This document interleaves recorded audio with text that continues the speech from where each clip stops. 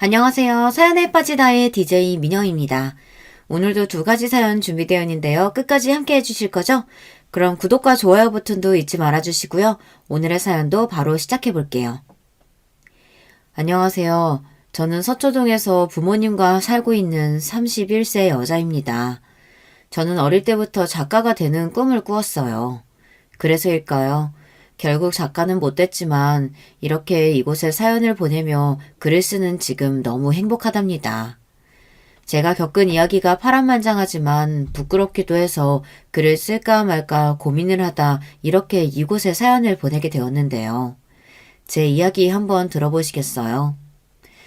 판검사 변호사는 발에 채일 정도로 별거 아닌 집이 있다면 믿으시겠어요? 그게 바로 저희 집안이었습니다. 할아버지도 변호사를 하셨고 친가댁 어르신들부터 해서 그들의 자녀인 사촌까지 검사, 변호사 그런 직업인 분들이 많았어요. 심지어 판사를 하셨던 삼촌도 있으셨습니다. 물론 저희 아버지도 그 어려운 사법고시를 합격하고 검사를 20년 가까이 하셨고요. 이런 대단한 집안에서도 아버지는 똑똑하기로 유명하고 늘 집안의 촉망을 받는 인재로 크셨다고 해요. 그래서 아버지는 집에서도 아침 일찍 일어나서부터 늘 서재에 계시고 자식인 저와 오빠 앞에서도 늘 단정하고 위험 있는 모습이셨어요. 아버지의 흐트러진 모습을 본 기억이 없을 정도로요. 하지만 아버지는 참 무뚝뚝한 분이셨어요. 검사 시절부터 일이 많아서 집에 계신 시간도 별로 없으셨고 가족끼리 밥을 먹을 때에도 입을 벌리지 않는 것이 예절이라며 조용히 밥만 먹으라고 훈육하셨어요. 저는 어릴 때부터 활달하고 발랄한 성격이었죠. 5살 아버지한테 목마를 태워달라고 졸라대기도 했었는데 어느 순간부터 과묵하고 반듯하기만 한 아버지가 무서웠습니다. 하지만 이와 달리 엄마는 다정하고 예술을 사랑하는 온화한 분이셨어요. 두 집안은 집안 어른들끼리 중심을 서서 만나서 결혼을 하게 되었다고 하셨는데 정말 둘이 사랑해서 결혼했는지는 솔직히 저도 잘 모르겠어요. 어쨌든 두 분은 별다른 싸움이나 다툼 없이 그럭저럭 잘 사셨던 것 같아요. 하지만 저는 다정하지 않은 아버지와 같은 사람하고는 결혼을 안 할 거라고 다짐하며 자랐죠. 제 위로는 오빠 한 명이 있었는데요. 오빠는 늘 학교에서 전교 1등을 도맡아 하는 수재였어요. 학창시절에도 부모님의 말은 거역할 줄도 모르고 부모님이 가라고 하는 학교에 가고 결국에는 우리나라 최고의 대학 법대에 입학했어요. 저 오빠는 무슨 재미로 사나? 하고 저는 맨날 놀려댔지만 어쨌든 우리 오빠는 그렇게 엘리트 코스를 잘 밟아서 법대 졸업 후 사법고시를 패스하고 변호사가 됩니다. 아유, 그렇게 잘난 아버지와 오빠 아래에서 저는 어땠냐고요? 저도 나름 똑똑했어요. 그런데 아무리 공부해도 오빠의 발끝에 미칠 수가 있겠어요. 저는 어릴 때부터 책 읽고 글 쓰는 것을 좋아했어요. 그런 저를 보고 아버지는 글 쓰는 작가 나부랭이가 되려고 그러냐며 혀를 차시곤 했어요. 하지만 우리 엄마는 제 글을 읽고 좋아해주는 1호 팬이셨어요. 그렇게 저는 엄격하고 엘리트인 답답한 집안에서 그래도 나름 즐겁게 성장해왔습니다. 그리고 저도 열심히 공부해서 고려대 국문학과에 당당히 합격했어요. 아버지께 칭찬받고 싶은 마음으로 합격 사실을 말씀드렸지만 정말 예상치 못한 답변이 돌아올 뿐이었습니다. 고려되면 뭐 우리 집안에서 축하받을 정도는 아니지만 그래도 수고했구나. 그치만 국문과가 뭐냐? 내가 법대 적어도 경영학과는 나와야 한다고 하지 않았느냐? 이렇게 못내 아쉬운 표정을 지으셨어요. 사실 저 좀 상처받았어요. 다른 집 같으면 고려대 갔다고 엄청 칭찬받지 않나요? 그리고 무엇보다 제가 하고 싶은 작가는 끝까지 반대하신 아버지가 조금 원망스러웠습니다. 결국 아버지의 강요로 저는 대학교 3학년 때부터 행정고시 준비를 해야 했습니다. 신림동에 있는 고시촌에서 아침 9시부터 밤 9시까지 공부를 하다가 집에 오는 날이 반복되었지만 그런 제 삶에도 한 줄기 빛과 같은 일이 생겼지 뭐예요. 그곳에서 저의 사랑을 만났기 때문이에요. 그 남자의 이름은 서준혁. 알고 보니 같은 고려대 학생이었는데 제가 다니는 독서실에 총무를 맡고 있었어요. 총무실에서 늘 금색 뿔테 안경을 쓰고 고개를 푹 숙인 채 책만 들여다보고 있어서 별 관심이 없었죠. 그러던 어느 날 독서실에 온 저한테 그 총무가 말을 거는 거예요. 혹시 고려대생이에요? 과 잠바 보니까. 저도 고려대생인데 행정고시 준비하나 봐요. 그때 본 준혁 씨는 하얀 얼굴에 짙은 눈썹, 크고 예쁜 눈을 가진 남자였어요. 마치 배우 송승헌 같아 보였죠. 잘생긴 남자가 관심을 보이니까 저도 싫지 않은 기분이었습니다. 게다가 같은 학교에 행정고시를 준비한다고 하니 동질감에 더 친해진 것 같았어요. 사실 우리가 고려대 행시준비 스터디가 있는데 지금 한 명이 빠져서 자리가 생겼거든요. 괜찮다면 함께 하시겠어요? 네네, 왜 같이 안 하겠어요? 저는 속으로 이렇게 생각했어요. 사실 처음 그 남자를 본 순간부터 반했는지도 몰라요. 그렇게 저는 준혁 씨와 같은 행정고시 스터디에서 자주 만나게 되었어요. 가까이에서 본 그 사람은 정말 괜찮은 사람이었죠. 멋있고 잘생겼을 뿐만 아니라 정말 열심히 사는 사람이었거든요. 행정고시를 준비하는 와중에 독서실 총무도 하고 저녁에는 고등학생 과외 아르바이트도 하며 하루가 24시간이 부족한 것처럼 매사에 열심이었어요. 준혁 씨는 시험 공부만으로도 바쁘지 않아요? 어떻게 그렇게 아르바이트도 많이 해요? 호기심에 제가 물어봤습니다. 제가 그렇게 해야 하는 사람입니다. 제 힘으로 돈 벌어서 학비나 학원비도 내고 결국 행정고시도 패스하고 말 겁니다. 다른 도움은 필요하지 않아요. 제가 스스로 하는 게 중요하죠. 저는 이 남자의 말에 정말 뿅 가고 말았습니다. 부끄럽지만 저는 이때까지 과외나 다른 아르바이트를 해본 적이 없었거든요. 대학교 등록금이든 용돈이든 다 부모님이 얼마든지 주셨으니까요. 자라면서 돈이 없어서 어떤 일을 못한다거나 내 힘으로 돈을 벌어본 적이 없었던 제 자신이 처음으로 한심해지는 순간이었습니다. 그런 만큼 준혁 씨가 더 대단해 보였고 좋았습니다. 우리는 그렇게 조금씩 가까워지면서 준혁 씨에 대해 알게 되었어요. 경기도 여주에서 태어나서 늘 그 동네에서 소문난 천재 소리를 들어가며 공부를 아주 잘했다고 합니다. 부모님은 여주에서 작은 식당을 하며 키워주셨는데 특히 어머니가 열심히 뒷바라지를 해주셨고 그래서 준혁 씨는 어머니를 존경하고 있다고 해요. 준혁 씨가 고려대에 입학한 날은 식당에서 돼지고기를 삶아서 이웃분들에게 나눠주는 잔치를 했을 정도로 준혁 씨는 부모님의 자랑이었던 모양입니다. 순진한 저는 그렇게만 생각했습니다. 그 사람들의 이면에 있는 추잡하고 복잡한 속내를 이때는 미처 몰랐던 거예요. 준혁 씨와 나는 그렇게 친구처럼 친한 사이였지만 사실 저는 이미 준혁 씨를 몰래 좋아하고 있었어요. 하지만 우리 스터디에 똑똑하고 열심히 사는 잘생긴 준혁 씨를 좋아했던 여자가 저뿐이었겠어요. 준혁 씨는 다른 남자와는 달랐습니다. 그렇게 들이대는 여자들에게는 조금의 관심도 보이지 않았어요. 제가 1학년 때 처음 사귄 남자친구는 다정한 성격의 멋진 친구였지만 사귄 지 4달쯤 되었을 때 다른 여자애들이랑 미팅도 하고 데이트하는 장면을 저한테 딱 들켰어요. 아유, 그때 마음고생했던 거를 생각하니 저렇게 여자 보기를 돌같이 하는 준혁 씨가 더욱 매력적이었어요. 하지만 준혁 씨는 그런 제 마음을 아는지 모르는지 그저 아는 동생처럼 대했을 뿐이에요. 그러던 어느 날 스터디에서 1차 시험을 끝낸 기념으로 술자리를 하게 되었어요. 술을 마시는 준혁 씨는 처음 보게 되었는데요. 저는 두근거리며 맥주를 홀짝거리는데 한 친구가 그 자리에서 제 얘기를 하는 거예요. 다들 우리 혜경이가 얼마나 대단한 집 자식인지 알고 있어? 얘네 집안이 이름만 대면 알만한 판검사, 변호사, 죄다 친척이고 가족이래. 얘네 아빠도 검사 출신이셨고 오빠도 지금 변호사라고 했지 아마. 스터디 선후배들은 모두 오호하며 탄성을 질러대며 저를 놀려댔어요. 그래.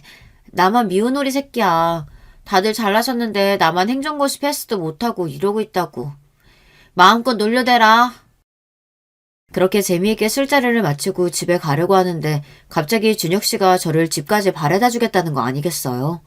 이게 꿈이야 생시야 오늘 땡 잡았네. 우리는 지하철을 타고 서초역에서 내려서 집까지 걸어가는 길이었습니다. 갑자기 준혁 씨가 제 손을 잡는 게 아니겠어요? 저는 하늘이 날아갈 것 같이 기뻤죠. 쿵쾅거리는 내 심장 소리가 들킬까봐 조심하면서 집에 다다랐습니다. 오늘 술 기운을 빌려서 너한테 처음 고백하니까 잘 들어. 내가 너 혜경이를 좋아한다. 우리 오빠 동생 말고 더 가깝게 지낼 수 있을까? 응, 나도 사실 오빠 좋아하고 있었어요. 그렇게 그날은 우리가 사귀게 된 첫날이 되었어요. 하지만 우리는 보통의 사귀는 연인들 모습과는 조금 달랐습니다. 준혁 씨는 저에게 고백한 이후에도 전날과 똑같이 대했습니다.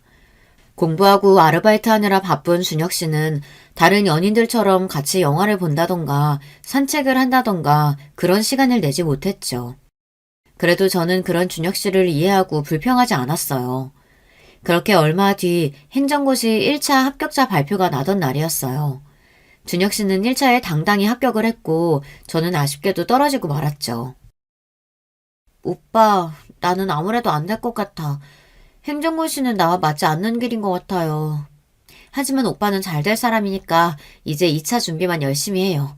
오빠 학원비랑 밥값 같은 거 내가 도와줄 테니까 오빠는 공부만 열심히 해서 합격하는 거예요? 준혁 씨는 처음에 제 이야기에 당황했지만 이내 감동했다는 표정으로 저에게 고맙고 사랑한다고 말했습니다. 그거 아세요? 이때 저에게 처음으로 사랑한다고 얘기한 거요. 저는 눈 맞은 똥개 마냥 신이 나서 바로 행정고시 준비를 접고 학원 강사 자리를 알아봤습니다. 제가 영어 성적이 좋았기 때문에 별 고민 없이 영어학원 강사에 도전했죠. 하지만 제 생각과 달리 영어를 학생들에게 가르치는 일이 생각만큼 쉽지만은 않았어요. 그리고 늘 밤늦게 자정이 다 돼서야 퇴근하고 집에 들어가는 저를 부모님은 걱정하셨습니다. 게다가 행정고시를 그만두고 학원 강사 일이나 한다니 아버지는 정말 이해가 안 간다는 표정으로 저를 못마땅해 하셨죠. 저를 이해해주지 못하는 아버지가 아쉬웠지만 저는 괜찮았습니다. 제 힘으로 돈을 벌어 준혁 씨를 도와줄 수 있다는 사실이 뿌듯하기만 했어요. 저는 부유하게 자랐지만 주변의 다른 여대생들처럼 꾸미고 사치하는 일에는 별로 관심이 없었어요. 루이비통이나 샤넬 같은 비싼 명품 가방이나 옷은 가끔 엄마나 친척 언니가 줘서 갖게 된 것일 뿐 제 돈으로 산 적은 없었습니다.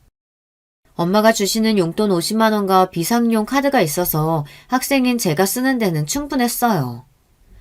그래서 학원 강사를 하고 받은 월급 180만 원은 모조리 준혁 씨에게 갖다 줬습니다. 또 함께 식사를 하고 데이트하는 비용은 모두 제가 다 부담해야 했죠. 그런 준혁 씨는 저에게 고맙다는 말은 해도 늘 미안한 기색 없이 당당했어요. 눈에 콩깍지가 제대로 씌었던 저는 그런 준혁 씨가 더 멋있어 보였습니다. 그렇게 저의 지원을 받으며 준혁 씨는 계속 행정고시를 준비했어요. 그리고 저는 행정고시 준비로 휴학을 하느라 다소 늦은 26살의 나이로 대학교를 졸업하게 되었습니다. 저희 집에서는 제가 시집갈 때가 됐다며 결혼 준비나 하라고 채근이셨어요.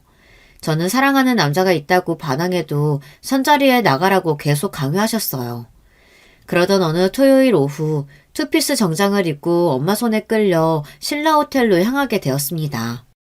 저는 그날 아침 준혁 씨에게 너무 미안하지만 부모님 성화에 선자리에 다녀올게 라고 문자를 보냈었어요. 그런데 정말 생각지도 못한 일이 벌어졌어요. 신라 호텔 정문 앞에 준혁 씨가 서 있는 거예요. 그는 저와 엄마를 보자마자 앞으로 달려와서 꾸벅 허리를 굽혀 인사했습니다. 안녕하세요, 어머님. 인사가 늦었습니다. 혜경이 남자친구 서준혁이라고 합니다. 엄마는 놀라서 저와 준혁 씨를 번갈아 보셨어요. 엄마, 준혁 씨가 제 남자친구 맞아요. 그러니까 내가 손 못 보겠다고 말했잖아요. 그런데 오빠는 왜 여기 있는 거야? 준혁 씨는 쑥스럽다는 표정을 지으며 어머님, 초면에 큰 실례인 줄은 알지만 저 혜경이랑 결혼할 겁니다. 혜경이가 다른 남자랑 손을 보는 일을 막아야겠어서 이 자리에 왔습니다. 정말 박력 있지 않나요? 말수가 적고 애정 표현도 별로 없던 준혁 씨는 저를 잃게 될까봐 용기를 내서 이 자리까지 나온 거였어요.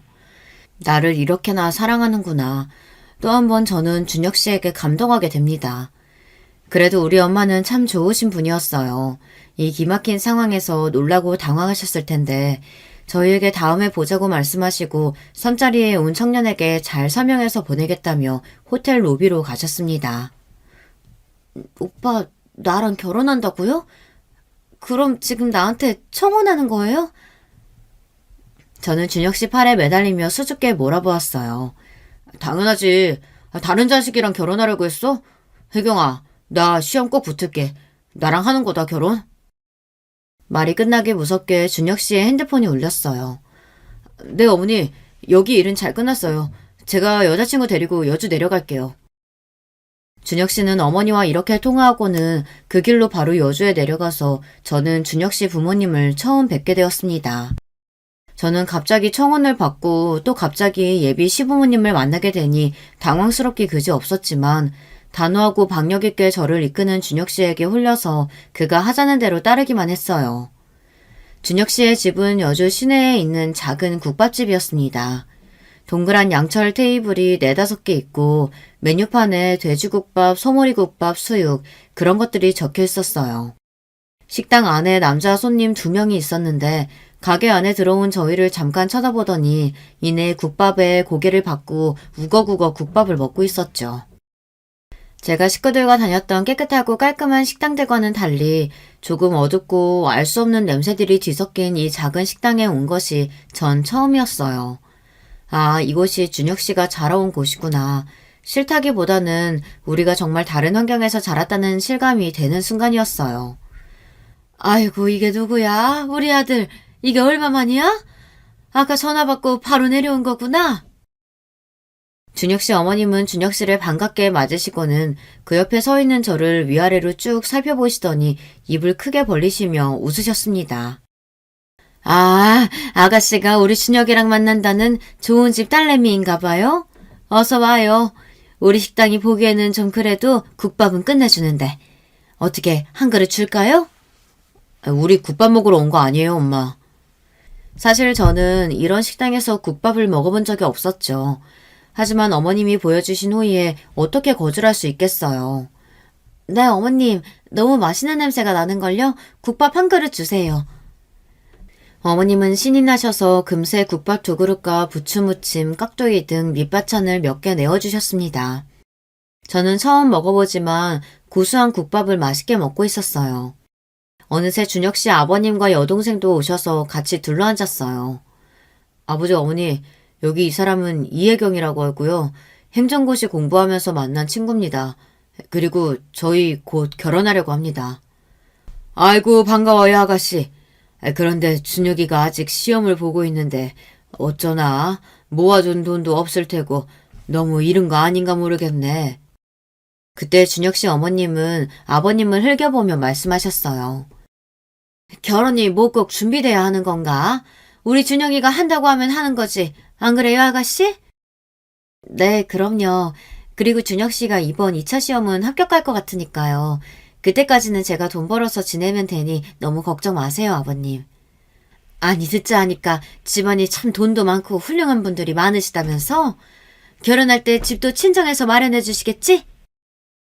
그렇게 기대에 차서 말씀하시는 어머님이 못마땅한지 여동생이 한마디 했습니다. 엄마, 원래 그런 거 남자가 해가는 거예요. 처음 만난 오빠 여자친구한테 부담되게 그런 얘기를 하면 어떡해. 어디 기집애가 어른들 말씀하시는데 끼어들어. 여동생에게 고압적으로 말하고 무시하는 준혁 씨 태도에 저는 조금 놀랐어요. 저 얄통머리 없는 게 그렇지 뭐. 어디 하늘 같은 오빠 이래 지가 말을 못했는지. 에휴. 아가씨, 오늘 선 보러 갔다면서? 아니, 우리 준혁이 같은 남자가 어딨다고 그래요? 보다시피 잘생겼지, 똑똑하지, 명문대생에, 어? 어디 가도 이런 남자 못 찾아요. 이제 딱 얘랑 결혼만 해. 알겠지? 아무리 제가 준혁 씨에게 콩깍지가 씌었다고 해도 여동생을 무시하는 거나 아들을 과하게 싸고드는 준혁 씨네 집 분위기가 좀 불편하기는 했습니다. 게다가 준혁 씨 어머님은 오늘 제가 손보러 간 사실을 어떻게 알았던 걸까요? 왠지 찜찜하고 이상했습니다. 아, 이때 저는 눈치를 챘어야 했던 거였어요. 준혁 씨와 그의 어머니가 꾸민 계략을 말이죠. 그렇게 준혁 씨네 가족을 만나고 와서 집에 돌아와 보니 아버지가 현관에서 저를 기다리고 있었습니다. 네 엄마 말이 맞냐? 너 만나고 있는 남자친구가 있다고? 아무리 그렇다고 해도 집안 어른들이 정해준 선자리를 박차고 나가? 네가 생각이 있는 거냐 없는 거냐? 아버지는 잔뜩 화가 나서 저를 혼내셨습니다. 아버지, 미리 말씀드리지 못해서 죄송해요. 그런데 준혁 씨, 저와 만난 지 몇 년 된 남자친구고, 그래서 제가 손보지 않겠다고 말씀드린 거였어요. 그런 건 알고 싶지도 않고, 어디 근본도 알 수 없는 남자를 만나고 다녀? 괜히 이상한 소문 나기 전에 정리해라. 그리고 우리 집안에 걸맞는 남자를 만나야 돼. 아버지, 저 준혁 씨가 오늘 청혼했어요. 그리고 그이의 가족분들께 인사도 드렸고요. 아니, 뭐라고? 이런 일륜지 대사는 여자 쪽 집안 부모의 허락을 먼저 구하는 법도도 모르는 되도 먹지 못한 놈이구나. 너는 격떨어지게 그쪽 집에 먼저 인사를 하고 왔다는 거냐? 아버지의 말씀이 지금 생각해보니 구구절절 이치에 맞는다는 걸 알지만 그때 저는 순진하고 사랑에 눈이 먼 멍청이였죠. 무서운 아버지의 강력한 반대에도 불구하고 준혁 씨와 저는 우리들만의 결혼을 준비하고 있었습니다. 그러다가 그만 화가 머리끝까지 난 아버지는 저에게 집 밖으로 한 걸음도 나가지 말라는 불호령을 내리셨습니다. 오빠, 어쩌면 좋아? 아버지가 이제 집에서 근신하라고 불호령을 내리셨어. 앞으로 오빠 만나지 못할 거야. 혜경아, 지금 바로 집을 나와서 나랑 만나. 할 수 있지? 준혁 씨는 굳은 결심을 한 듯 저에게 집에서의 탈출을 단호하게 얘기했습니다. 저는 그 말을 듣고 주인의 말을 따르는 강아지처럼 아무 생각도 없이 가출을 감행했습니다. 그리고선 준혁 씨를 만났죠. 당장 갈 곳도 잘 곳도 없었던 저를 준혁 씨는 자기네 집 여주로 데려갔습니다. 아무리 그래도 저는 그곳에 가는 게 좋은 생각이 아니라고 준혁 씨를 설득하려 했지만 그는 제 말에 아랑곳하지 않았고 우리는 결국 다시 그 식당에 가게 되었죠. 그 시각이 거의 9시가 다 된 캄캄한 밤이었습니다. 준혁 씨의 어머니는 검은색 비닐봉지 하나를 들고 서서는 우리를 식당 옆 건물에 있는 허름한 여관에 데려갔습니다. 우리 집은 식당 뒤에 딸린 2칸짜리 방뿐이라 아가씨를 재울 데가 여기밖에 없네. 여기서 지내고 이건 준혁이 동생 옷인데 당장 필요할 것 같아서 몇 개 챙겨왔어요. 비닐봉지 안에는 속옷 한 벌과 낡은 갈색 니트 한 벌, 청바지 한 벌 이렇게 들어있었습니다. 지금까지 저는 남이 입던 속옷이나 옷은 입어본 적이 없었지만 그래도 급하게 가출한 상황에 그런 것을 따질 겨를 없이 얼떨떨한 채로 감사의 표시를 했습니다. 그렇게 준혁 씨 어머니는 떠나시고 준혁 씨와 단둘이 여관에 남았습니다. 여관은 쿰쿰한 냄새가 스멀스멀 나고 화려한 무늬가 새겨진 짙은 갈색 벽지로 더 어두운 느낌이었어요. 가운데 있는 더블 침대에는 호텔처럼 하얗고 깨끗한 침구가 아니라 세탁을 했는지 알아볼 수 없는 알록달록한 무늬의 빨간색 침구였습니다. 온실 속 화초처럼 집에서 잘 커왔던 저는 갑자기 가출을 하고 남자친구와 둘이 여관에 있는 지금의 현실이 너무 무섭고 낯설어서 앉지도 못하고 오들오들 떨었습니다. 갑자기 준혁 씨가 그런 저를 안아주며 안심시켜 주었어요. 그리고 그렇게 우리는 처음으로 함께 밤을 보내게 되었습니다. 다음날 아침에 일어나 보니 준혁 씨는 이미 떠나고 없었습니다. 불안한 마음에 여관방을 두리번거리는데 갑자기 방문이 열리더니 준혁 씨 어머님이 들어오셨습니다. 이제서 일어난겨? 씻고 식당으로 와. 밥 먹고 식당 일 좀 도와. 이제 우리 식구도 됐은께. 얼굴이 화끈거렸습니다. 처녀가 결혼도 하기 전에 남자와 밤을 보낸 것도 그렇지만 바로 다음날 아침에 혼자서 그의 어머님을 대하려니 가시방석이었죠. 저는 그렇게 준혁 씨 어머니의 말씀대로 식당 일을 도우면서 갑작스럽게 그 집의 며느리가 된 것처럼 살게 되어버렸습니다. 준혁 씨 어머님은 준혁 씨처럼 단호한 구석이 많았고 저를 정신없게 이것저것 시키셨습니다. 아니 그건 그렇게 하는 거 아니야. 이거 집에서 뭘 제대로 배우긴 한 건지. 아유 답답해.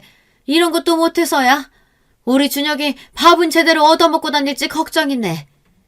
엄마, 결혼도 안 한 여자친구를 이렇게 부리는 법이 어딨어요. 부유한 집에서 자란 언니가 이런 식당에서 일을 언제 해봤겠어. 그리고 언니네 집에서 걱정할 텐데 우리가 이렇게 데리고 있어도 되겠어요? 준혁 씨 동생은 저보다도 한 살이 어린 친구였는데 생각이 깊어 보였습니다. 네, 철없고 순진에 빠진 저보다 더 언니 같은 구석이 있었어요. 언니, 제가 보기에는 우리 엄마랑 오빠가 이상한 사람들이에요. 언니 부모님이 찾으실 텐데 연락은 드린 거예요? 그 말을 듣고 나니 저를 걱정하실 엄마 생각에 울컥했습니다. 하지만 무서운 아버지가 계신 집에 연락드릴 엄두가 나지 않았어요. 쨍그랑. 그때 저는 너무 놀라서 들고 있던 쟁반을 떨어뜨리고 말았습니다. 엄마, 여긴 어떻게 알고 오신 거예요? 아휴, 이거사. 아무리 아버지가 무섭게로서니 여기서 이러고 있으면 되겠어. 어머니는 식당 안으로 다급히 들어오시고는 저를 부둥켜 안고 우셨습니다. 가출한 딸을 얼마나 걱정하며 찾으셨을까요? 그런데 그보다 여기를 어떻게 알고 오신 걸까요? 그런 어머니 뒤로 준혁 씨가 보였습니다. 준혁 씨가 우리 어머니를 모시고 온 거였어요. 내가 어떻게든 아버지 설득할 테니까 집에 들어가자. 처녀가 결혼도 전에 이러고 있는 건 예의가 아니야. 준혁이 어머님, 저희 딸이 그동안 결례를 범했습니다. 우리 엄마는 준혁이 어머님을 향해 90도로 허리를 굽혀 인사를 드렸습니다. 하지만 준혁 씨 어머님은 예의 바른 엄마와는 달리 손사래를 치며 큰 목소리로 사부인, 아유 모피코트도 입으시고 역시 검사님 사모님은 달라 보이시네. 이미 얘는 우리 집 며느리예요 며느리.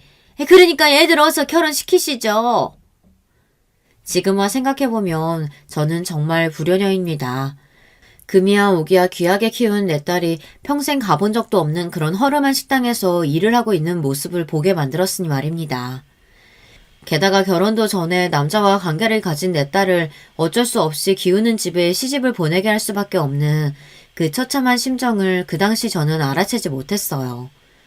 저는 엄마와 함께 집으로 돌아왔고 남자 집에서 며칠을 보낸 저에게 길길이 화를 내시며 날뛰는 아버지를 설득해서 결혼 준비를 하게 되었습니다. 우리 엄마는 매일 한숨을 쉬시면서 저와 같이 신혼집도 보러 다니시고 예물이나 예단 등을 맞추기 위해 다니셨습니다. 한 푼도 없는 준혁 씨네를 대신해서 아파트부터 발리 신혼여행까지 모든 비용은 엄마가 지불하셨어요. 나중에 알고 보니 그날 준혁 씨가 엄마를 식당으로 데려오면서 결혼에 대한 의논을 했던 모양입니다. 그리고 신혼집은 반배동 아파트를 자신의 가족에게 해줘야 할 예단이나 예물 등에 대해서도 꽤나 구체적으로 준혁 씨는 우리 엄마에게 요구했다고 합니다. 정말이지 아무리 봐도 정말 계산적이고 철면피인 남자였던 거예요. 자기네 집 돈은 한 푼도 들이지 않고 어떻게 장모가 되실 분께 그렇게 구체적으로 당당히 요구할 수 있었던 걸까요? 이게 다 저 때문이에요. 이 못날 딸 때문에 엄마는 말도 안 되는 이 요구를 듣고 그저 참고 받아들이셨던 겁니다. 이 생각만 하면 저는 지금도 과거의 제 뺨을 열대고 백대고 후려치고 싶은 심정이에요. 우리 집에서는 수치스러운 결혼식이었으니 친구나 직장, 학교 선후배들은 부를 수도 없었고 가족과 가까운 친척 정도만 모시고 스몰 웨딩을 계획하고 있었어요. 무엇보다 아직도 아버지는 이 결혼을 반대하며 참석하지 않겠다고 버티고 계셨기 때문이에요. 그런데 결혼식 날이 되니 약속과는 달리 준혁 씨네는 친구, 학교 선후배는 물론 그 부모님의 지인 등 60명이 넘는 하객이 왔습니다. 우리 쪽 하객은 13명이 고작이었는데 말이죠. 알 법한 법조계 인사며 정말 인맥이 넓은 우리 집안에서 제대로 불렀다면 아마 1000명이고 왔을 거예요. 하지만 아버지도 모시지 못하는 결혼이니 그저 조용히 했으면 했는데 준혁 씨네 집은 그렇게나 많은 하객을 부른 거예요. 좋은 집 딸 잡아서 돈 한 푼 안 들이고 결혼시켰으니 퍽도 자랑스러웠겠죠. 어차피 그 모든 결혼식 비용도 우리 엄마가 부담할 테니까 말이에요. 정말 그 결혼식 사진만 봐도 배려심은 눈꽃만큼도 없는 거지 같은 그 집안이 떠올라서 너무 싫답니다. 전 결혼으로 기쁜 마음보다는 왠지 모를 착잡한 심정으로 신부 대기실에 있었죠. 그때 신부 대기실에 들어온 분을 보고 저는 그만 뜨거운 눈물을 흘리고 말았어요. 우리 아버지가 그토록 이 결혼식에 안 오시겠다고 버티시던 우리 아버지가 오신 거예요. 네가 아비 없는 자식도 아닌데 그래도 아버지는 내가 네 손은 잡고 들어가야 할 것 같아서 왔다. 이렇게 저를 제대로 쳐다보지도 못하시고 나지막하게 한마디 하시고는 제 손을 잡고 식당으로 들어가셨어요. 무뚝뚝하지만 누구보다도 딸인 저를 사랑하고 아끼셨던 우리 아버지. 그 마음이 느껴져서 너무 죄송스러운 나머지 저는 버진로드를 걷는 내내 눈물을 흘려야 했어요. 그렇게 눈물의 결혼식을 올리고 준혁 씨는 제 남편이 되었죠. 처음에는 내가 사랑하는 남자와 함께 사는 것이 마냥 좋았어요. 아직은 고시생인 남편 대신 생활비를 벌기 위해 학원에서 일하고 늦게 들어오면 남편은 수고했다고 손을 잡아줬죠. 그것만으로도 하루의 피로가 씻은 듯 좋았는데 그러던 중 결국 남편은 행정고시에 합격했어요. 남편의 합격 소식을 듣고 얼마 안 돼서 시부모님과 여동생이 신혼집을 방문해서 축하잔치를 열었어요. 아직 요리 솜씨가 좋지도 못하고 또 맛있는 음식을 대접해드리고 싶어서 출장 뷔페를 불러서 잔치상을 차려놓고 있었죠. 시부모님은 이런 음식은 처음 본다면서 눈을 휘둥그레 뜨셨지만 시모는 갈비, 대게, 회 이런 귀한 음식은 모조리 남편 앞에 갖다 놓고는 흐뭇해 하셨습니다. 오죽 기쁘시면 저러실까 하고 보고 있는데 시누이가 삐죽거리며 이야기했습니다. 언니, 우리 집은 맨날 저래요. 귀한 음식은 모조리 오빠 차지고요. 그 음식 한 점이라도 먹다가 제 손을 엄마가 이렇게 때려요. 어릴 때부터 무조건 오빠 말이 법이고 오빠 말대로 안 되는 것이 없었어요. 그 얘기를 들으며 시모의 아들 사랑이 집착이 지나치다는 생각을 하고 있었어요. 여기 아파트는 얼마나 하나? 서울 강남이면 아주 비쌀 텐데. 우리 준혁이 명의로 한 거지? 며느리? 당황스러운 저는 우리 엄마가 돈을 내셨기 때문에 제 명의로 받은 거라고 말씀드렸어요. 아니, 그게 무슨 소리냐? 집은 남편 이름으로 있어야 하는 거야. 이래서야 우리 준혁이가 어디 어깨 펴고 살 수나 있겠어? 당장 명의 바꾸도록 해라. 진짜 뻔뻔하지 않나요? 돈 한 푼 없이 이런 집에 살게 해준 것을 고마워하기는커녕 명의까지 남편으로 바꾸라니요. 그때 저는 시누이에게서 믿을 수 없는 이야기를 들었습니다. 언니, 결혼 스토리 비밀 모르죠? 그거 다 엄마랑 오빠가 계획해서 된 거. 야, 조용히 못해? 준혁 씨가 한마디 무섭게 하자 바로 시누이는 입을 다물었습니다. 계획? 결혼을 계획했다는 게 무슨 말이지? 제가 미처 생각할 겨를도 없이 준혁 씨는 엄하게 말했습니다. 그동안 내가 시험에 붙기 전이라 차마 말 못했는데 엄마 말씀 틀린 거 없어. 이 집은 내 이름으로 소유자 변경해야 돼. 알겠지? 그렇게 저는 며칠 뒤 아파트의 명의를 남편으로 변경했습니다. 사실 명의야 아무렴 어때 하고 생각했어요. 정말 저 멍청했죠. 다행히 행정고시에 합격한 남편은 이제 직렬 배치를 받게 될 무렵의 일이었습니다. 갈 수 있는 여러 곳 중에서 법무행정직은 남편이 그동안 늘 가고 싶다고 입버릇처럼 얘기한 곳이었어요.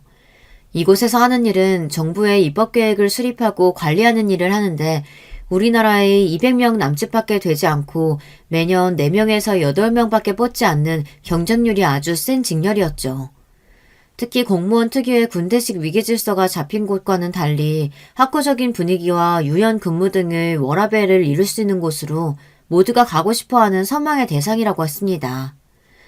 남편은 저희 부모님께 행정복무직을 하는 법무처로 자기가 배정받을 수 있도록 힘을 써달라고 여러 차례 부탁을 드렸습니다. 평소에는 연락도 안 하더니 갑자기 매일 전화드리고 틈만 나면 찾아뵙고 심지어 우리 아버지께 무릎 꿇고 간청까지 드렸다고 하니 그 자존심 센 사람이 정말 가고 싶었던 모양이에요. 하나뿐인 사이가 그렇게 간청을 드리니 아버지도 어쩔 수 없었는지 모든 인맥을 동원해서 사위에게 힘을 실어주셨습니다. 결국 남편의 바람대로 법무처의 발령을 받고 무척 기뻐했습니다. 함께 기쁨을 누리다가 저는 우리 부모님이 애를 많이 써주셨으니 모시고 주말 여행이라도 가자고 말했죠. 그런데 웬걸요. 남편은 미안한 기색 하나 없이 시모와 먼저 주말 약속을 했다며 다음으로 미루자고 하는 겁니다. 저는 너무 서운했습니다. 지금까지 연애하고 결혼하면서 우리 집이 해준 게 얼만데, 내가 뒷바라지 한 게 얼만데, 저는 지난 7년 동안 이 남자를 만나면서 바란 것이 없었습니다. 늘 제가 도와주고 맞춰주고 희생하는 것이 당연한 것이 되어버렸어요. 그렇게 도와주신 우리 부모님께도 감사한 마음을 표현하지 않는 남편을 보고 나니 이제 저는 슬슬 남편이 제 생각만큼 좋은 사람이 아닐 수도 있겠다는 생각이 피어나기 시작했습니다. 그때 지난번 만났을 때 시누이가 했던 이야기가 떠올랐습니다. 저는 신우이에게 전화를 걸었어요. 언니, 지난 생일에 보내준 옷이랑 가방은 잘 쓰고 있어요. 고마워요. 잘 지내고 있죠? 무슨 일 있어요? 어, 다름이 아니라 지난번에 우리 집에서 했던 이야기 해줄 수 있어요? 오빠랑 어머님이 계획해서 우리 결혼 진행했다는 얘기요.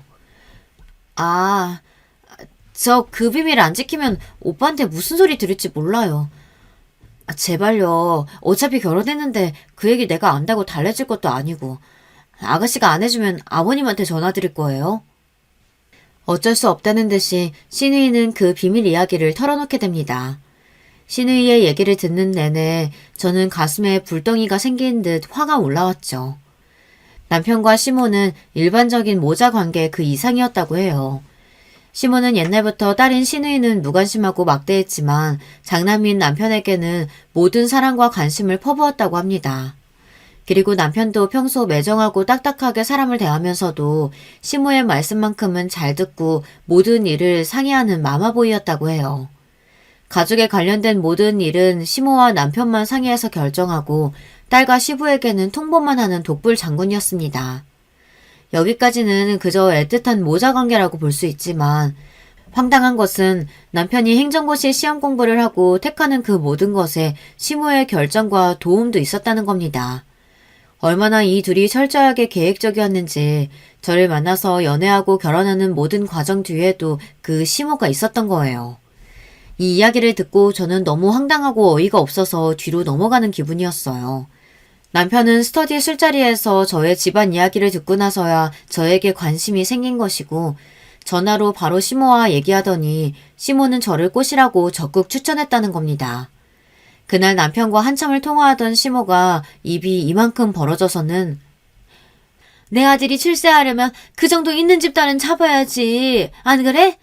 순진한 녀석이라 여자 마음 없는 것도 모를 텐데 여자 꼬시는 거짓말까지 다 내가 도와줄겨. 그리고 그런 어머님의 코치대로 그날 저희 집 앞에서 고백도 했던 거고요.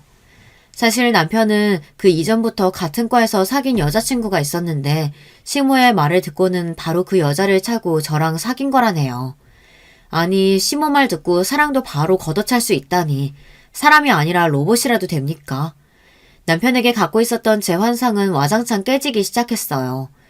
제가 선보러 갔을 때 남편이 나왔던 것도 아버지의 근심 명령에 가출해서 여주 집으로 불러들인 것도 모두 시모와 남편이 꾸민 계략이었어요. 어쩐지 남편은 저와 사귀는 동안에도 손을 잡고 뽀뽀 정도는 했지만 그 이상은 요구하지 않는 젠틀한 남자라고 생각했는데 갑자기 저 가출한 날 밤을 보내게 된 것은 그저 단순히 저를 사랑했던 마음 때문이 아니었던 거예요. 결혼하기 위한 전략이었을 뿐. 이때 저는 가슴이 찢어질 듯이 아팠습니다. 우리 집의 강한 반대를 물리치기 위해 제 소중한 순정을 이용했다니. 그것도 시모와 남편의 계획하에 말이죠. 신우이를 통해 남편과 시모의 실체를 알고 나니 이제 저는 남편이 달리 보였습니다. 곰곰이 생각해보면 늘 저만 남편을 생각하고 챙겨주며 혼자 기뻐하는 등신이었어요. 남편은 자신을 위해서만, 자신의 출세를 위해서만 살았던 사람이었습니다. 그리고 그런 저 때문에 우리 친정부모님도 남편에게 많은 것을 갖다 바쳐야 했죠. 당시 남편이 발령받은 법제처는 세종시에 있었기 때문에 우리는 주말 부부를 하는 상황이었습니다. 주말에만 만나서 애틋한 저와 달리 남편은 토요일 오후에 와서 일요일 아침에 서둘러 내려가곤 했어요. 하지만 주말까지 기다릴 수 없던 저는 남편을 만나기 위해 세종시로 내려갑니다. 그런데 남편의 오피스텔에 들어갔을 때 저는 이상한 낌새를 느낄 수 있었어요. 여자 화장품이 있고 칫솔도 여러 개가 있는 거예요. 제가 머물렀던 때에는 분명 2개만 있었는데 왜 칫솔이 여러 개일까? 그리고 제가 사다 놓지 않은 처음 보는 핑크색 침대 이불이 펼쳐져 있었어요. 아, 이건 여자다. 여자가 생긴 거야. 남편의 과거와 또 이제는 바람도 피고 있을지 모른다는 걱정으로 저는 입술을 깨물며 남편을 기다렸습니다. 남편은 8시가 조금 넘어서 귀가했고 갑자기 제가 와 있는 모습을 보고는 흠칫 놀랐습니다. 당신이 여기 웬일이야? 약속도 없이 이렇게 마음대로 오는 법이 어딨어? 나 당신 와이프야. 우리 집에 허락받고 와야 되는 거예요? 남편은 아무 말 못하고 샤워를 하러 욕실로 들어갔어요. 저는 쥐새끼처럼 남편의 핸드폰을 찾아 열어보았습니다. 다행히 전에 남편 어깨 너머로 잠금을 푸는 비밀번호를 봤기 때문에 핸드폰 안에 무엇이 있는지 뒤질 수 있었죠. 그때 카카오톡에 한 대화명이 눈에 띄었습니다. 지영이. 남편과 가장 많이 대화를 나눈 그 여자는 맞아요. 남편이 과거에 사귀었다는 그 여자였습니다. 카톡 프로필 사진을 보니 옛날에 남편 근처에서 몇 번 본 적이 있던 여자입니다. 그리고 카톡의 내용은 오늘은 너네 집에 못 갈 것 같아. 야근이네. 하지만 사랑해? 보고 싶어 죽겠어. 주말에 꼭 집에 가야 하는 거야? 다음 주말은 나랑 보내야 돼? 어젯밤 좋았는데 지금도 네 냄새가 나는 것 같아. 행복해. 그 여자는 남편의 오피스텔에 드나들고 그 둘은 정말 갈 때까지 간 사이였습니다. 하지만 더 놀라운 내용을 저는 발견하고 맙니다. 나 임신한 것 같아. 우리 이제 결혼해야 할까? 그리고 이에 대한 남편의 답은 사랑해. 결혼 조금만 기다려줘. 저는 하늘이 무너지는 것만 같아서 주저앉았어요. 눈물이 뚝뚝 떨어졌습니다. 그런데 더 가가는요. 시모와 나눈 문자 내용이었어요. 남편은 시모와 그 여자에 대해서도 모두 이야기하고 공유하고 있었던 거예요. 게다가 마지막 문자. 엄마, 와이프한테서 빨아먹을 수 있는 건 다 빨아먹었으니 저 이제 이혼할게요. 엄마는 네 일이라면 뭐든 할 수 있어. 걱정하지 마라. 네 부인 깔끔하게 정리하고 새 출발해야지. 엄마가 다 생각해 놓은 게 있어. 정말 미친 거 아니에요? 저는 남편의 카톡과 문자를 모조리 캡처하고서 그 길로 서울로 올라와 버렸습니다. 그리고 서초동 친척집에 가서 부모님께 지금까지 알게 된 모든 일을 털어놓았어요. 그러다가 제 이야기를 들으시던 엄마는 그만 실신해 버리셨어요. 가뜩이나 당뇨에 혈압도 있으신 분인데 자기 딸이 당한 일을 들으시고 그 충격을 감당하기 어려우셨던 거예요. 어머니를 병원에 입원시켜드리고 나오면서 아버지는 저를 부르셨습니다. 내가 지금 검사 생활에서 은퇴했다지만 이 새끼 가만히 안 둔다. 그딴 집 자식이 감히 우리 집을 농락해? 내 귀한 딸 신세를 망쳐? 죄송해요, 아버지. 이 못난 딸을 용서하세요. 그리고 저도 남편, 아니 그 나쁜 놈과 시모 절대 용서 못해요. 핸드폰을 보니 남편에게서 온 부재중 전화가 32통이나 와 있더군요. 남편은 세종까지 내려왔던 제가 연락도 없이 사라지고 전화도 받지 않자 이 상황을 눈치챈 모양입니다. 다음 날 신혼집으로 찾아온 남편에게 저는 말했습니다. 나 이제서야 당신이 어떤 인간인지 똑똑히 알았어. 이혼해. 그리고 당신은 결혼할 때 땡전 한 푼 안 가져왔으니까 그대로 짐 싸서 이 집에서 나가주면 좋겠어. 무슨 소리야. 이 아파트 내 집이야. 내 명의로 된 내 집. 이혼해줄 테니까 네가 나가. 남편은 눈 하나 깜빡하지 않고 뻔뻔하게 나왔습니다. 저는 아버지와 이 일을 상의했습니다. 이 버러지 같은 놈. 법도 제대로 모르는 게 어디서 명의 타령이야. 혜경아, 잘 들어라. 내가 잘 아는 변호사한테 얘기해놨으니까 내일 만나서 이혼 소송 준비하면 된다. 그리고 그놈 족치는 건 내가 지금 생각하고 있는 게 있으니 염려 마라. 무뚝뚝하고 애정 표현 없으셨던 우리 아버지는 지금 사위, 아니 그놈에 대한 분노를 숨기지 않고 누구보다 열심히 딸의 복수를 계획하고 계셨어요. 저는 이제 아버지의 말씀을 잘 듣는 딸이 되어 말씀해 주시는 모든 일을 그대로 처리하기 시작했습니다. 아버지가 붙여주신 이혼 전문 변호사는 제가 가진 카톡과 문자를 증거로 불륜을 청구 이유로 하는 이혼 소송을 진행할 것이며 100% 이길 자신이 있다고 호언장담하였습니다. 또한 아파트 명의가 아무리 남편이라고 한들 처음 매수할 때 우리 엄마 통장에서 돈이 이체된 정황과 결혼 관련 모든 비용에 대한 증빙만으로도 그놈에게 한 푼도 주지 않을 수 있다고 덧붙였습니다. 이혼 소송을 당했다는 소식을 듣고 시모가 달려와 저에게 화를 냈어요. 어디 여자가 하늘 같은 남편한테 뭐? 소송? 이혼 소송? 게다가 우리 아파트까지 뺏어간다고? 이런 도둑년이 어딨어? 평생 남에게 욕 한 번 제대로 못하고 자란 저도 이 순간은 참지 못하고 어른인 시모에게 대들어댔습니다. 진짜 도둑놈이 누군데요? 그 고시생 시절부터 결혼해서까지 저 한 푼도 당신 아들에게 받은 거 없어요.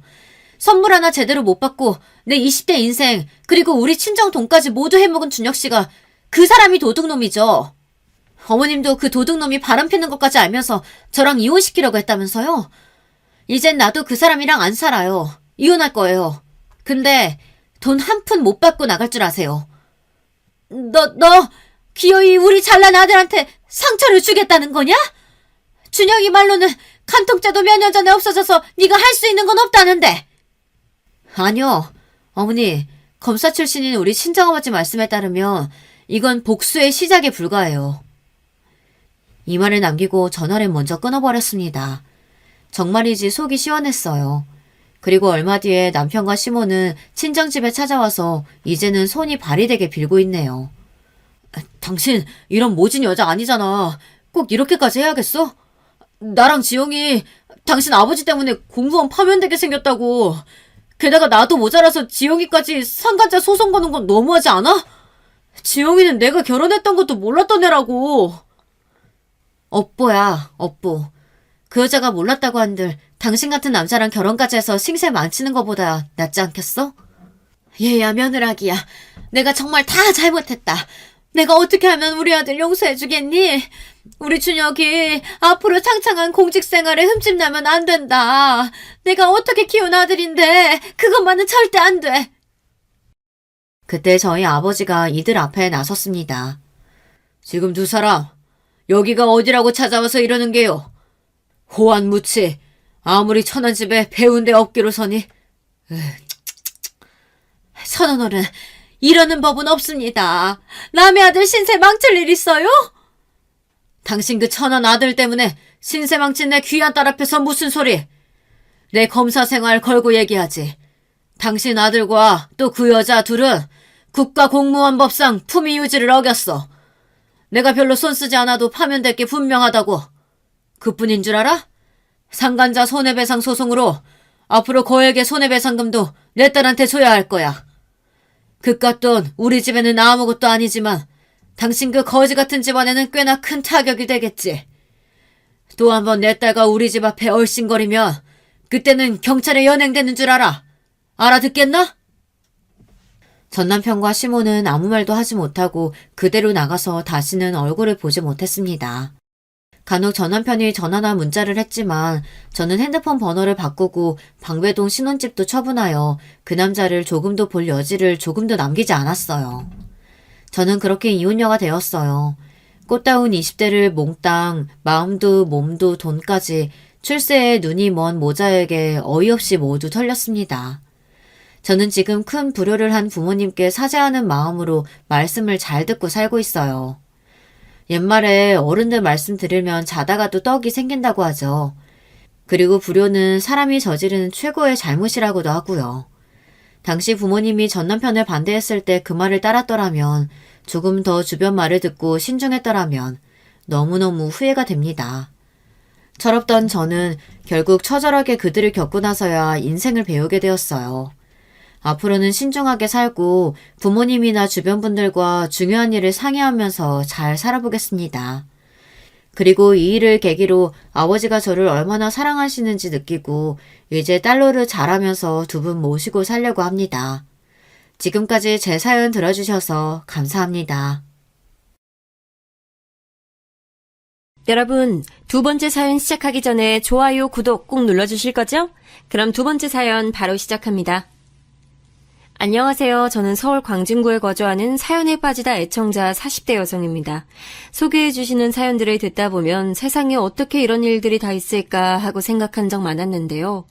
제 시누이에게도 평생 잊지 못할 기가 막힌 사연이 생겨 얘기해 볼까 합니다. 저와 시누이는 매우 친하고 가까운 사이예요. 그도 그럴 것이 우리는 중학교 때부터 같은 동네에 자라고 살아왔거든요. 시누이는 제게 정신적 지주라고 말할 수 있을 정도로 제 인생에 많은 영향을 미쳤습니다. 그 이유 중 하나가 제가 소꿉친구였던 시누이 미란이의 오빠와 결혼을 했기 때문이에요. 제가 미란이와 친해지고 미란이 오빠와 결혼하게 된 얘기를 잠시 들려드리자면요. 사실 미란이와는 한 동네에 살아서 얼굴은 익숙했지만 친하진 않았어요. 미란이와 친해진 계기는 중학교 1학년 때 같은 반이 되고 나서부터인데요. 미란이는 전교 1등을 놓치지 않을 정도로 공부를 굉장히 잘했습니다.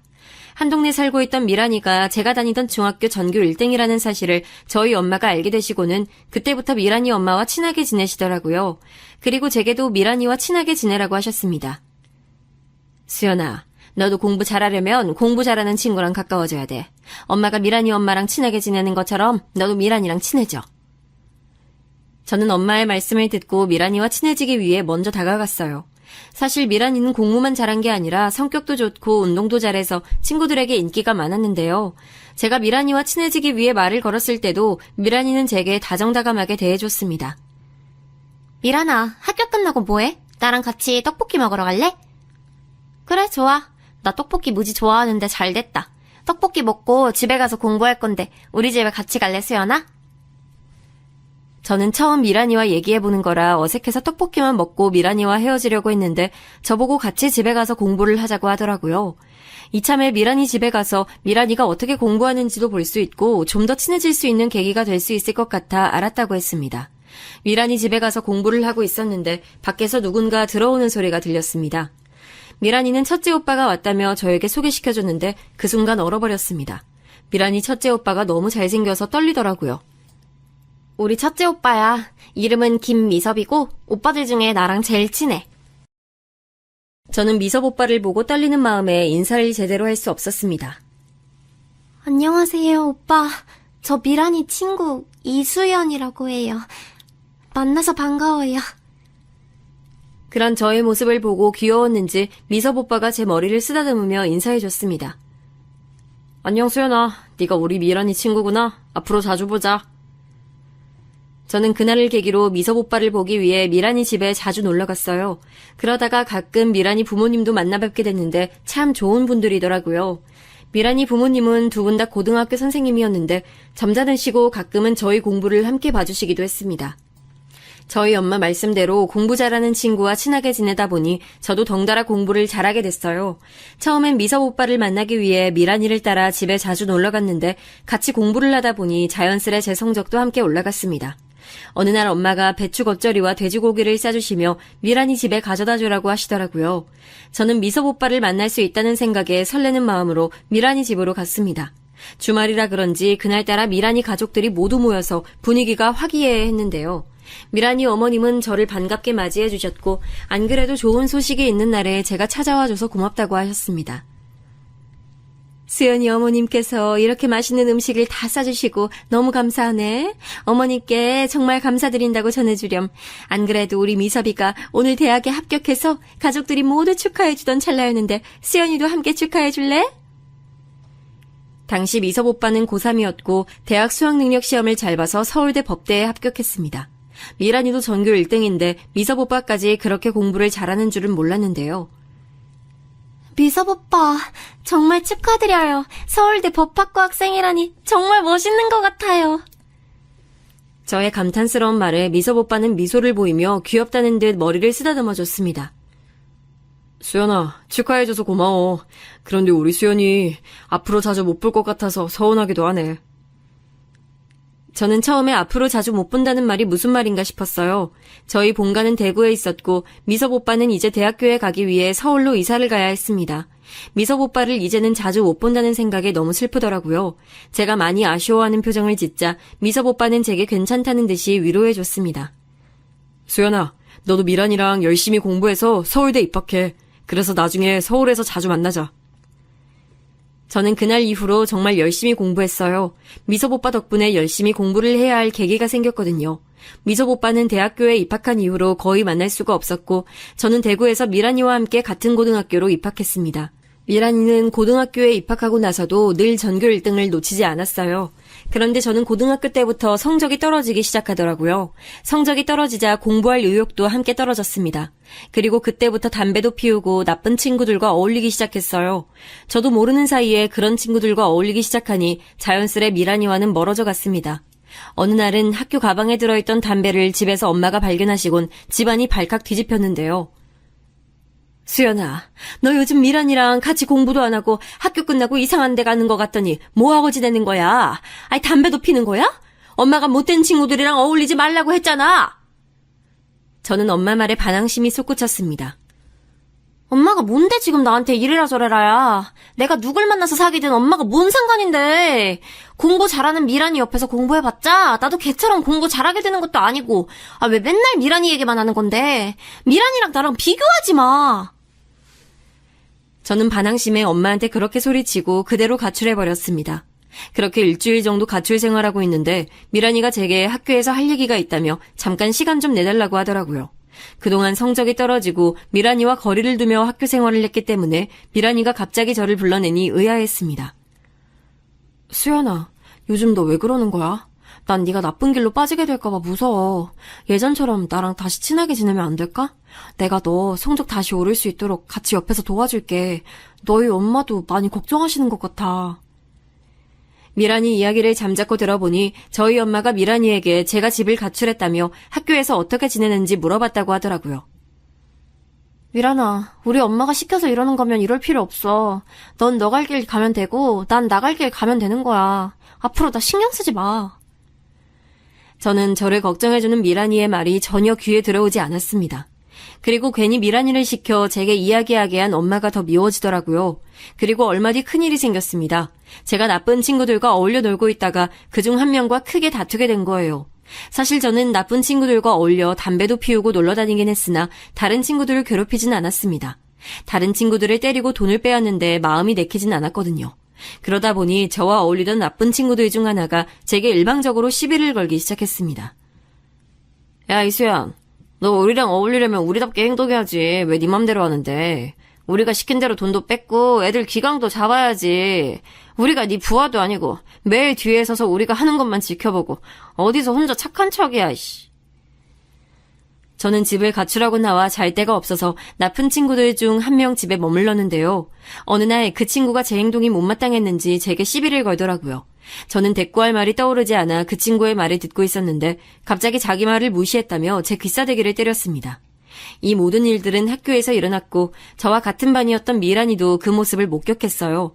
그리고 제가 맞자 제게 달려와 저를 보호하며 저를 때린 친구에게 소리쳤습니다. 네가 뭔데 우리 수연이 때리는 거야? 네가 뭔데? 진짜 친구면 수연이가 집에 나왔을 때 다시 집에 들어갈 수 있도록 도와줬어야지. 그러진 못할 망정 나쁜 행동이나 같이 하자고 꼬드기고. 저는 미란이가 공부만 잘할 줄 알았지 그렇게 나쁜 친구들 앞에서 깡따구 있게 말할 줄은 몰랐습니다. 고등학교에 입학하고 나서부터 제가 미란이와 친하게 지내지 않아 친구들은 제가 미란이와 친분이 있는 줄 몰랐는데요. 그러다 보니 그런 상황에서 미란이가 저를 보호해주자 주변 친구들이 의아해하더라고요. 그리고 그 순간 우리 때문에 학교가 소란스러워지자 담임 선생님이 오셨습니다. 선생님은 저희가 싸우게 된 얘기를 듣고 미란이를 제외한 저와 다른 친구 녀석의 부모님을 모셔오라고 했어요. 저는 가출 중이었고 저희 엄마한테 연락드리기 곤란한 상황이었습니다. 제 그런 사정을 알고 있던 미란이는 담임 선생님께 저를 대신해 슬며시 얘기해 주더라고요. 선생님, 수연이 어머님께서 많이 편찮으세요. 제가 중학교 때부터 수연이랑 친하게 지내서 잘 아는데 수연이 나쁜 친구 아니에요. 고등학교 올라와서 잠시 나쁜 친구들과 어울렸지만 나쁜 행동을 한 적은 없어요. 수연이 어머님도 편찮으신데 이번 한 번만 봐주시면 안 될까요? 전교 1등인 미란이가 그렇게까지 얘기하자 담임 선생님은 제게 이번 한 번만 봐주시겠다며 미란이와 함께 저를 돌려보내주셨습니다. 학교를 빠져나와 오랜만에 미란이와 길을 걷고 있는데 옛날 생각이 나더라고요. 중학교 때는 항상 미란이와 같이 학교 끝나면 떡볶이도 먹고 공부도 열심히 했는데 지금은 왜 이렇게 변하게 됐는지 제 탓을 하게 됐습니다.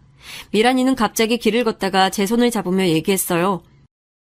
수연아, 우리 예전처럼 돌아가자. 내가 옆에서 너 도와줄게. 미섭 오빠 말처럼 우리 서울대 입학해야지. 지금이라도 안 늦었어. 내가 너 도와줄 테니까 이제 가출하지 말고 집에 들어가. 아까 얘기한 대로 너희 어머님께서 정말 편찮으셔. 너 가출하고 그 후로 신경 많이 쓰셨는지 우리 엄마 말로는 편찮으시대. 저는 엄마가 편찮으시다는 말에 집으로 바로 향했고 저 때문에 골머리를 앓다가 누워 계신 엄마의 모습을 발견했습니다. 엄마, 정말 죄송해요. 저 이젠 나쁜 애들이랑 어울리지 않고 미란이랑 같이 열심히 공부할게요. 저는 그렇게 엄마를 껴안고 펑펑 울었습니다. 그리고 저는 다음날 미란이에게도 고맙다고 얘기했어요. 미란이 덕분에 제가 정신 차리고 다시 돌아올 수 있었으니까요. 미란아, 고마워. 내가 그동안 학교에서 너 모른 척하고 지내서 미안해. 너 덕분에 내가 정신 차리고 다시 공부하게 된 것 같아. 진짜 고마워. 미란이는 그때부터 저의 정신적 지주가 된 것 같습니다. 제가 정신을 못 차리고 방황할 때마다 미란이는 옆에서 늘 저를 도와줬거든요. 그리고 미란이 덕분에 저는 열심히 공부해서 미란이와 함께 서울대에 입학할 수 있었습니다. 제 인생에 미란이가 없었다면 저는 대학 입학은 꿈도 못 꿨을 것 같아요. 대학교에 입학하고 미란이와는 함께 기숙사 생활을 했고 서울에 올라가자 미섭 오빠를 다시 보게 됐습니다. 저희가 대학교에 입학할 때쯤 미섭 오빠는 학교를 다니며 사법고시에 합격했고 변호사가 되어 있었어요. 그리고 그렇게 성인이 되어 미섭 오빠를 다시 만나니 중학교 때 설렜던 마음이 다시 솟구쳤습니다. 변호사가 된 미섭 오빠는 옛날보다 더 멋있어졌고 저는 그때부터 미섭 오빠를 계속 쫓아다녔어요. 미섭 오빠는 제가 미란이 친구이기도 하고 5살이나 어려 교제하는 것을 부담스러워했는데요. 10번 찍어 안 넘어가는 나무 없다고 제가 좋아하는 마음을 계속 고백하자 미섭 오빠도 저를 받아들이더라고요. 그리고 저는 미섭 오빠와 5년 동안 교제를 하고 결혼했습니다. 그리고 미란이와는 친구 사이에서 새언니와 시누이 사이가 되었죠. 저는 소꿉친구였던 미란이와 한 가족이 되어 너무 기뻤어요. 그리고 그렇게 가족이 되고 나니 미란이와 모든 속마음을 털어놓을 정도로 한층 더 가까운 사이가 됐습니다. 미란이는 대학교 때도 이쁘고 성격이 좋아 인기가 많았는데요. 다만 한 가지 아쉬운 점이 있다면 연애 경험이 많지 않았다는 거예요.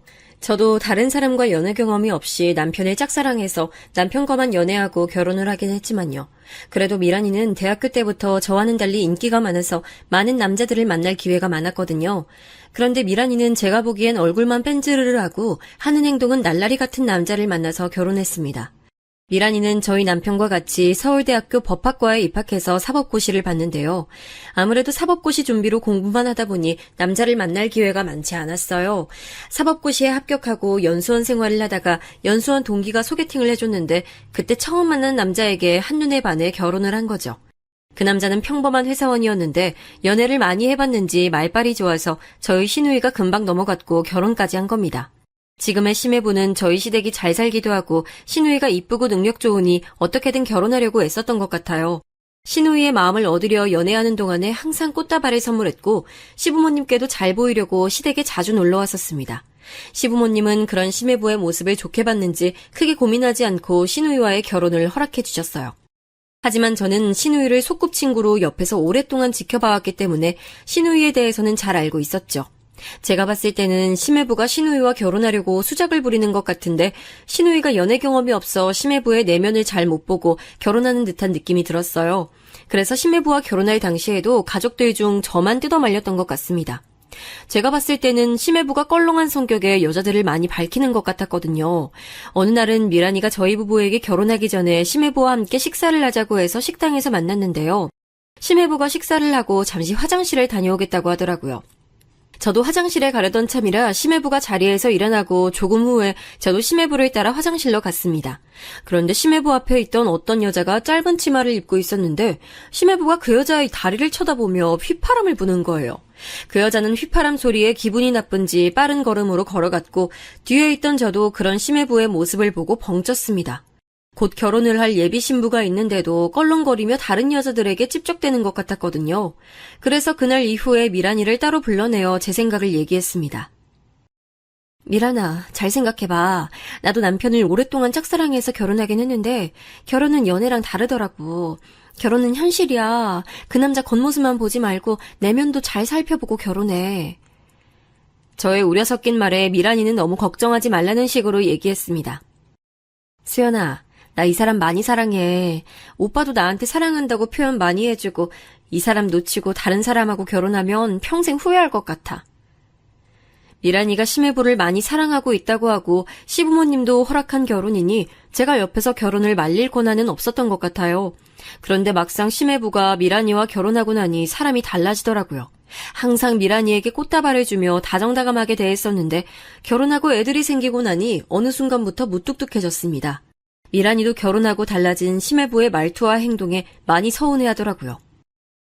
수연아, 나 요즘 오빠랑 서먹서먹해. 매일 회사 일 바쁘다고 외박하기 일쑤고 혼자서 독박 육아하느라 너무 힘에 부쳐.